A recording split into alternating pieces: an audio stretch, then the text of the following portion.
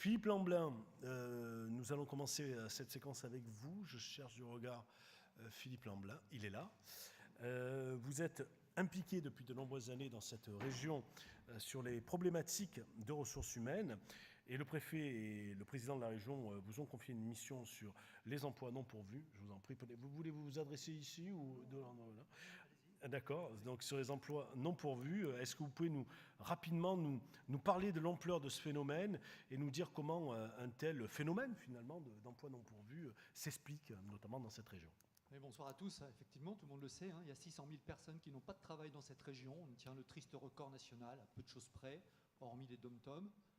200 000 offres sont à pourvoir. Je ne sais pas s'il y a des chefs d'entreprise dans la salle. Ok, je m'adresse à eux. Oui, il y a deux, trois. Ouais. Ok, il y a la caisse d'épargne. Je pense que quelque part, l'enjeu majeur, certes, c'est effectivement de faire en sorte que les gens des quartiers puissent avoir du travail, bien évidemment. Mais c'est aussi de faire matcher 200 000 et 600 000. Et qu'aujourd'hui, on est dans une équation qui ne passe pas. Or, ceci n'est pas possible, n'est pas durable. Vous connaissez le résultat politique que cela donnera dans moins de 3 ans. Et indépendamment de ça, je pense que la responsabilité d'une entreprise, c'est de faire en sorte que l'on puisse embaucher ces gens. Alors, je vois le préfet en charge de l'égalité des chances, et je sais que beaucoup d'entreprises sont mobilisées là-dessus. Je pense à Toyota, qui s'est rendu compte qu'il n'était pas dans... Parce qu'il faut comprendre où sont les quartiers. Tout à l'heure, j'avais 2-3 exemples dans ma tête. On dit, ah, désolé, c'est pas dans le quartier, machin. Bon, je sais qu'il y aura une deuxième vague. Des entreprises se mobilisent. Il faut absolument que l'on se parle mieux, que l'on soit capable de se rencontrer davantage. Moi, mon regard, après 6 mois dans cette mission, c'est que les gens sont chacun de leur côté, en faisant des choses bien. Mais incontestablement, ça ne marche pas bien, puisqu'on nous sommes à 11,8% de chômeurs ou 11,2%. Voilà. Donc, objectif premier, de faire se rencontrer ces personnes. 2, d'exemplifier ce qui marche. Parce qu'il y a des choses qui marchent. Quand Pôle emploi organise au milieu d'un quartier dit défavorisé à Anzin une action avec 80 chômeurs, demandeurs d'emploi, chercheurs d'emploi, avec en face d'eux des chercheurs d'emploi que sont des entreprises, le Décathlon du coin, le Flunch du coin. Et contrairement à d'habitude, on ne se met pas autour d'une table, on prend un short et on fait du sport ensemble. On fait des choses ensemble. Ensemble. Pas, attendez, moi je suis demandeur et toi t'es... Et à la fin de cette séance, effectivement, on réfléchit ensemble, est-ce qu'on peut matcher tous ensemble? Mais avant ça, ils ont passé un relais, ils ont couru ensemble. On peut faire autre chose que de la course à pied, malgré mes accointances. Eh bien, 57 personnes sur 80 ont trouvé un boulot à la fin de la journée, à la fin de l'après-midi. Grâce au sport. Grâce à la rencontre, le sport était un prétexte. Ça aurait pu être du théâtre, je pense. Ça aurait pu être n'importe quoi. Mais ce que je veux dire, c'est qu'il faut faire se rencontrer les gens. Parce que les modalités de rencontre classiques. Je vais vous en citer une autre. À Boulogne-sur-Mer, il y a un quartier que l'on dit épouvantable, qui s'appelle le Chemin Vert. Il est né une grande star qui s'appelle Ribéry. Il est né plus récemment un jeune homme qui s'appelle Jimmy Gracier. Je ne connais pas beaucoup ce garçon, sauf que c'est certainement un type qui, au même âge, court aussi vite que Michel Jazzy il y a quelques années. Il vient de faire, pour les spécialistes, je pense que les militaires comprendront, 29 minutes à 22 ans sur 10 km à pied. Autant dire qu'il s'en fait le meilleur d'Europe. Et bien ce garçon, soit il finit comme tout le monde, c'est-à-dire qu'il va se piquer ou il va faire des conneries, soit il devient un leader. Contrairement à moi, quand il fait un Facebook, ce garçon, il y a 800 personnes qui le suivent. Et on a eu l'idée avec l'entreprise dont je préside le conseil d'administration de dire, allez, on va lui donner sa chance. On va le prendre avec nous et puis on va lui faire un contrat d'apprentissage, une alternance. Ce gamin, il est devenu, je ne sais pas si c'est de la cause à effet, mais en tout cas 3 mois après, champion d'Europe de cross-country dans sa catégorie. Et aujourd'hui, l'insertion fonctionne. Alors, les esprits chagrins me disent oui, mais il court vite. Bon, d'accord. Vous voulez d'autres exemples? On va en trouver d'autres, puisque j'en ai un autre à Maubeuge. Je ne sais pas si c'est un quartier de la ville. Lui, il court aussi vite que Guy Dru au même âge. Son père ne travaille pas, son grand-père n'a jamais travaillé non plus, puisqu'effectivement, on sait où on est. Et là, l'homme qui m'a mis la puce à l'oreille, c'est Didier Leroy, le monsieur qui habite à Marc-en-Barœul et qui est numéro 2 mondial de Toyota. Et il a dit, je suis chiche, je le prends en apprentissage, et il va venir travailler à la chaîne. Je me suis dit, d'abord, il va passer des tests, il ne les aura pas, parce que lui, il a arrêté l'école en 3e. Ils m'ont dit, détrompez-vous, monsieur Lamblin, s'il réussit à courir aussi vite, je pense qu'il va certainement réussir ses tests. Il les a réussis. Il n'y a pas de journaliste, j'espère. En tout cas, s'il y en a, je vous demande de vous taire là-dessus.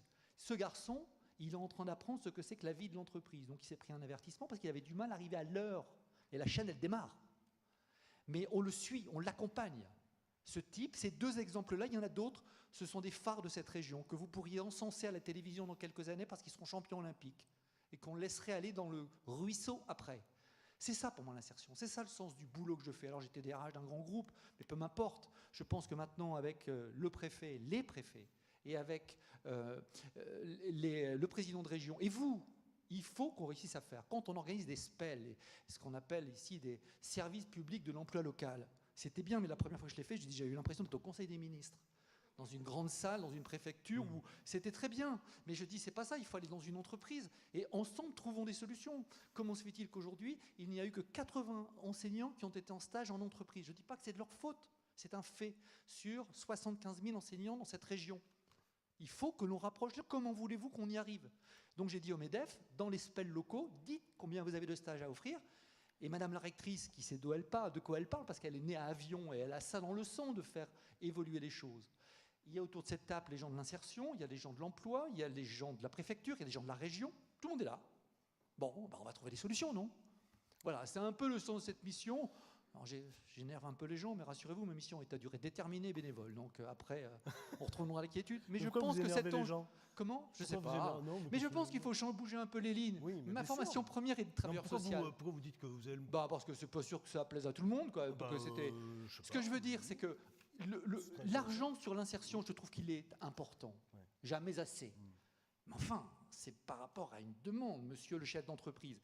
Aidez-nous. Définissez bien ce que vous attendez. Et pas un CV, mais une compétence. Après, vous qui faites de l'insertion, effectivement, aidez à accompagner un jeune qui est un peu en rupture. Et là, on accompagne un jeune de très haut niveau pour qu'il soit à la hauteur de la tâche qu'on lui demande chez Toyota. Et la pire des choses qui pourrait m'arriver, c'est que ça ne marche pas. Parce que je me suis engagé. Et ces exemples-là, je suis sûr qu'il y en a des centaines. Et si chacun d'entre nous ici, on s'en prenait un, et on dit celui-là, on va le foutre à l'emploi, vous le parrainez, ben, je peux vous dire qu'on va faire bouger les lignes. Boule de neige. Il y a un rapport qui va être rendu? Non, les rapports... J'ai pas une idée. Qu'est-ce que vous allez en faire de cette mission? Mais il n'y a aucun rapport à faire. Le seul rapport à faire, c'est de dire qu'on était 11,5 et qu'on est en dessous. Je pense qu'il y aura qu'on soit clair dans cette région, le chômage des cadres n'existe pas. C'est comme en France, on est à 4%. Plus vous êtes haut dans le diplôme, moins vous avez de chances d'être au chômage. Sauf que dans certaines parties de cette région, notamment l'Aisne, le taux d'analphabétisme est extrêmement important. Et c'est là le gros handicap. Donc il faut aider ces gens à avoir le minimum pour avancer. Il y a des offres d'emploi qui vont grandir encore, je pense à la logistique. Mais j'ai aussi des entreprises en tant que DRH à qui je dis, mesdames, messieurs, ne prenez pas les gens comme des variables d'ajustement. Ça ne marchera pas. Vous vous étonnez de ne pas avoir des gens, Pôle emploi ou Proche emploi ou les autres peuvent faire tout ce qu'ils veulent. Si vous n'avez pas un minimum de décence à travers la personne qui vient devant vous, vous n'y arriverez pas non plus. Ce match, on le fait ensemble. Et je n'ai pas l'habitude de perdre.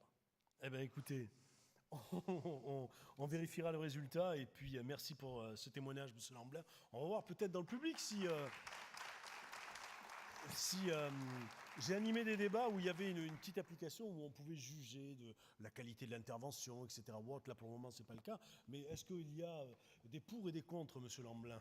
Je ne sais pas si c'est la question de pour ou contre. Faites venir des gens qui parlent de ça, des jeunes de quartier qui ont été embauchés par la Caisse d'épargne. Oui, très bien. Très bien. Prévu, il y a même après vous, donc il n'y a pas de souci. Merci en tout cas pour ce témoignage sans langue de bois, c'est le moins qu'on puisse dire.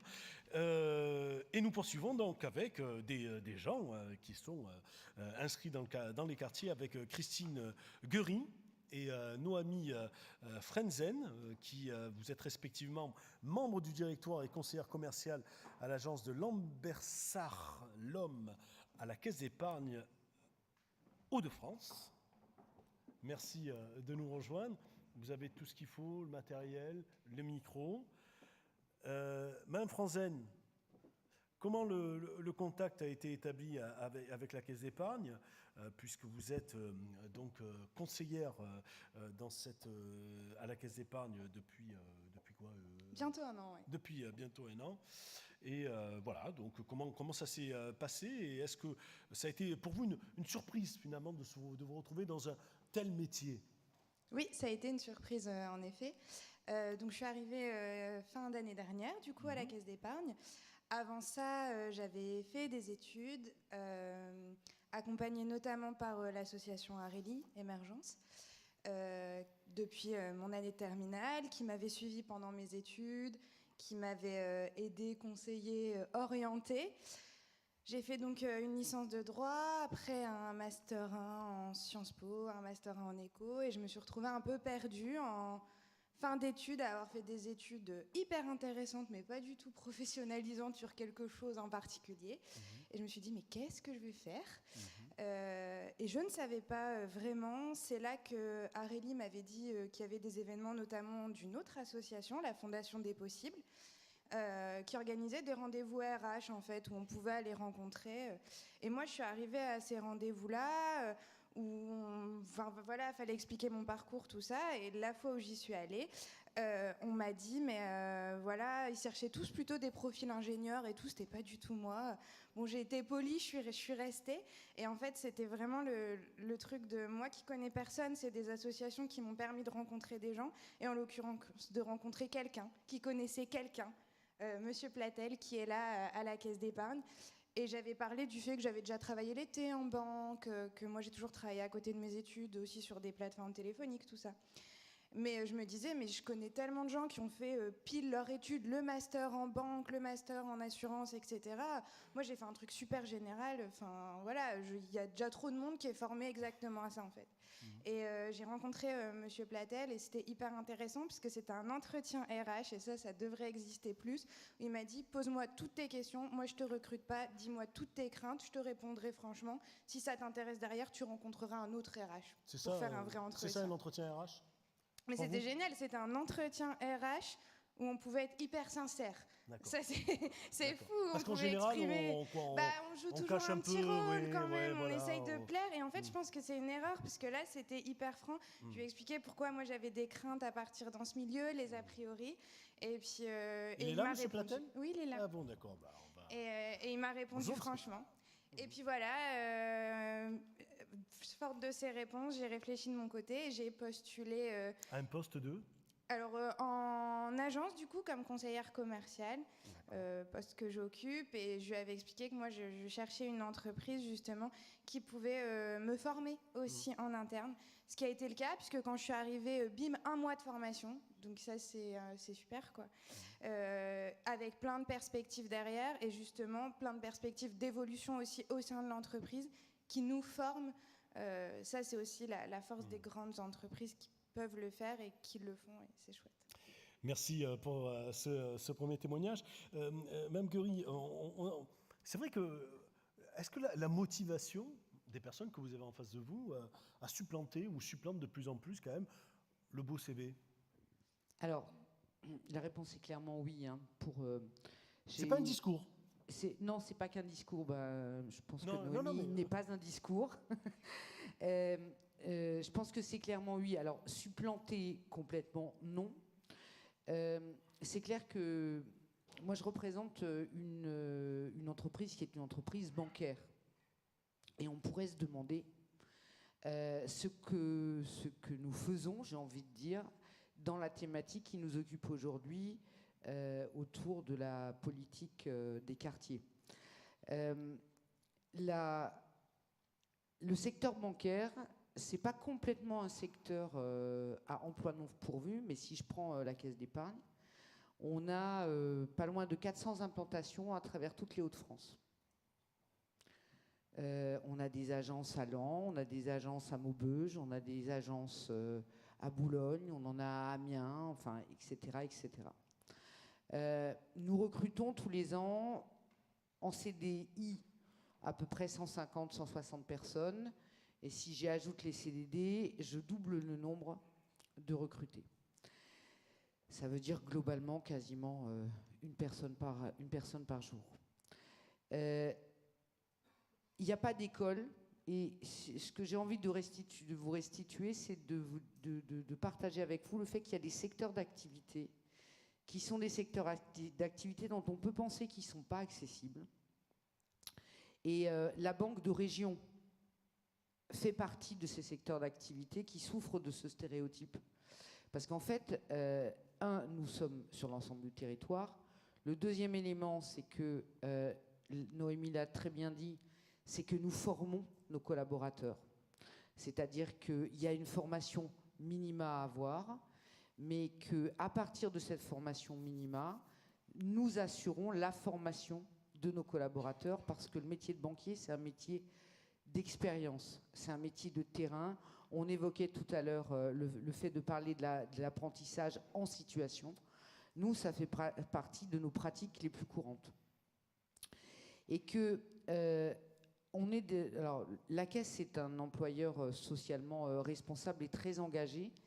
Et en fait, alors je sais qu'on n'a pas le temps, mais je pourrais énumérer un nombre important de structures qui sont toutes des structures associatives, qui sont toutes des structures du privé, qui permettent de se mobiliser autour des mêmes publics que ceux qui vous préoccupent, vous. Et si je reprends ce qu'a dit Philippe Lamblin il y a quelques minutes, fondamentalement, un des sujets vraiment sur lequel je pense que collectivement nous devons absolument nous engager, c'est sur le fait de faire que les deux univers se rencontrent. Parce qu'en fait, nous avons le même objectif, qui est de permettre à la population de cette région de trouver les moyens de s'épanouir professionnellement. Donc, et à travers moi, c'est un ensemble d'autres entreprises aussi qui portent ce discours et cette attente. Très bien, merci. Donc, c'est un problème de modalité de rencontre, j'ai l'impression, depuis un peu le début de cet après-midi. Il y a pas mal de choses qui existent et qui fonctionnent ou autres. Et puis, on fait le constat qu'il y a ces fameux silos qui sont difficiles à casser. Donc, qu'est-ce qu'il faudrait faire pour mener une révolution copernicienne en la matière? Donc, pas simple, hein, parce que ces constats, ils se répètent. Si j'avais une réponse précise à vous donner, je la partagerais avec tout le monde avec beaucoup d'intérêt. Je pense quand même qu'il y a peut-être à imaginer des structures qui soient des structures simples, hein, simplement d'échange et de points de rencontre. La Caisse d'épargne Hauts-de-France est la première banque de la région à avoir signé la charte entreprise et quartier, par exemple. Pour autant, c'est surtout avec d'autres types de structures qu'on arrive à fonctionner. On est signataire au niveau groupe BPCE et on s'engage de façon très volontariste dans le plan Pacte, hein, et notamment pour travailler auprès des publics de troisième. Moi, mon ambition, c'est que nous puissions rencontrer les personnes, parce que ce sont avant tout des histoires de rencontres, les personnes, les responsables. Si je suis sur le plan Pacte, on a 6 établissements concernés sur Roubaix. J'espère à un endroit qu'on va pouvoir les rencontrer et pas juste envoyer un mail avec une liste de stages. Voilà. Il y avait le responsable du rectorat tout à l'heure. Donc voilà, ça sert aussi à ça, ce type de rencontre. C'est de nouer des liens pour travailler sur des projets. Merci à vous deux pour ces témoignages et bonne continuation.